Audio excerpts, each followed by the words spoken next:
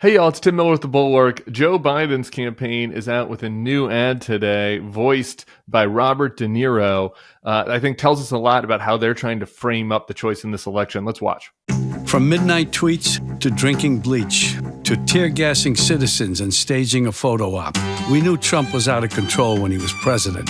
Then he lost the 2020 election and snapped, desperately trying to hold on to power. Now he's running again, this time threatening to be a dictator, to terminate the Constitution. If I don't get elected, it's going to be a bloodbath. Trump wants revenge, and he'll stop at nothing to get it. I'm Joe Biden, and I approve this message. Man, just love De Niro's dulcet tones. I wish I could sound like that. That deep baritone.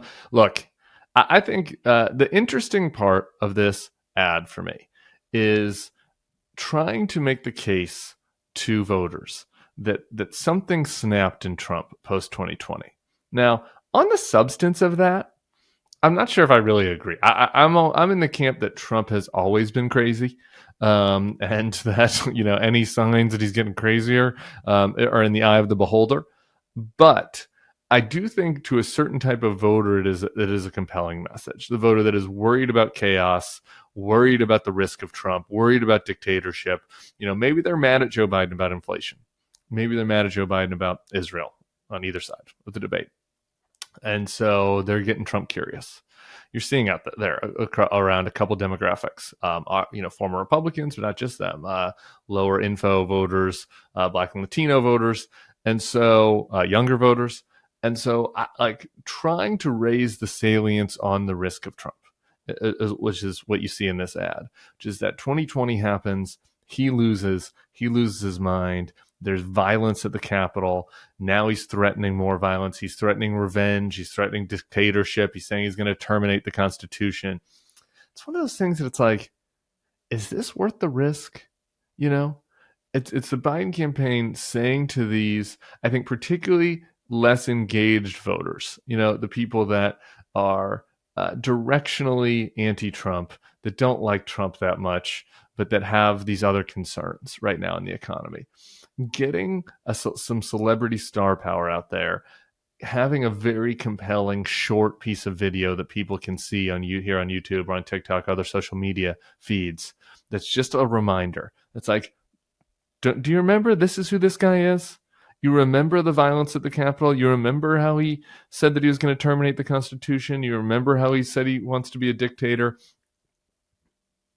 Are you sure that you want to do that? Are you sure that you trust the stability of this person?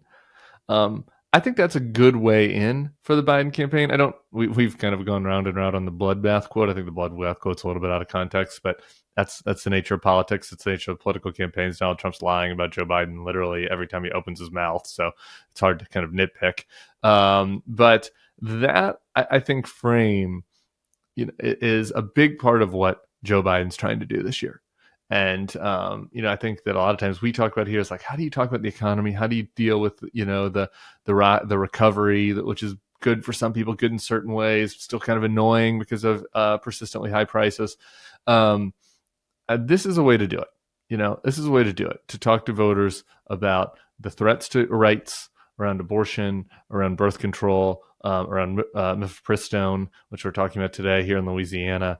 They're planning on making mifepristone, the abortion pill, illegal without a prescription. So these attacks on people's freedoms and rights, combined with the risk of Trump, the chaos of Trump, the anti-democratic nature of Trump, that was enough in 2022.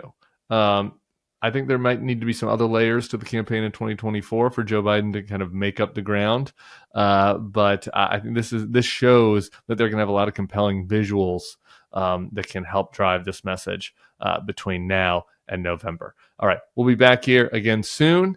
Make sure you're subscribed to the page. Enjoy your Memorial Day weekend. Hey, if you like this video and our content, I'd love for you to become a Bulwark Plus member. You get bonus podcasts, you get bonus newsletters, you get bonus takes from me that maybe don't come up on the YouTube feed. You can try it out for free at thebulwark.com/free trial. The link is below in the description. We'd love to have you as a member of our community. We have great commenters and great opportunities for people who want to protect democracy.